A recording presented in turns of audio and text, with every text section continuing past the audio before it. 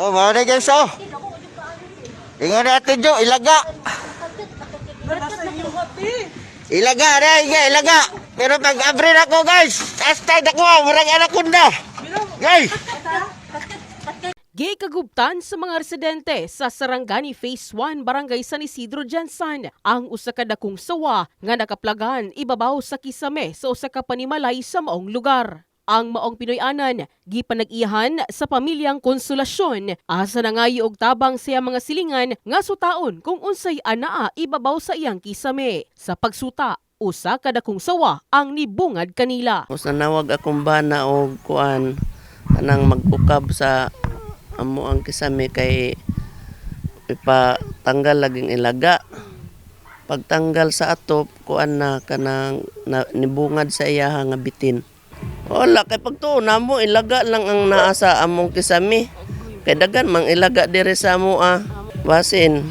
Pero kadtong iyang kinaon murag dito ilaga oy kay dako man iyang tiyan. Sa pagkuha sa maong halas, patay na daay kini. Gumikan sa pagtuong nasangit sa cyclone wire ug wala nakalingkawas ang lawas niini tungod sa iyang kadako. Moabot matud pa sa gibana-banaang 10 feet ang katas-on niini ug anaa sa duha ka paa sa tawo ang kalapdo niini.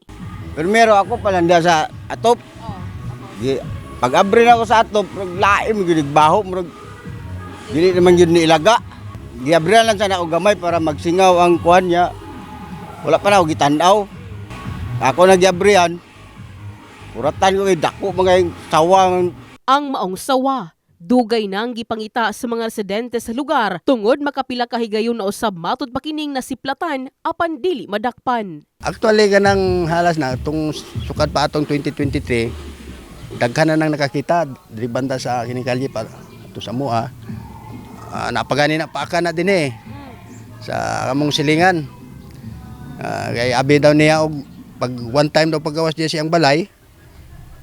Abi daw niya og ligid lang nga naga kuan sa iyang kuan ba sa tawagan na sa iyang beranda. Iyang ipatiran gabi niya og ligid. So pagpati niya paakya dis paaw. Dugay na 2023 pa na ay nagkuan din sa silingan namo sa unahan gyapon. Nakita niya after ana ni Hawa pagkuan na nakita na po niya dito sa likod. Wala man gyapon makuan madakpan. This year lang diri sa akong silingan. Na-post ang maong hala sa social media asa nahimong viral ug nakaangkon na og kapin 400,000 views. Pahimang no usab sa mga otoridad nga i-report sa City Environment and Natural Resources Office kung o galing makakita og susama sa halas, patay man o buhi aron ipailawom sa dokumentasyon. In the heart of changing lives, kini sa MJ Fernandez, Brigada News.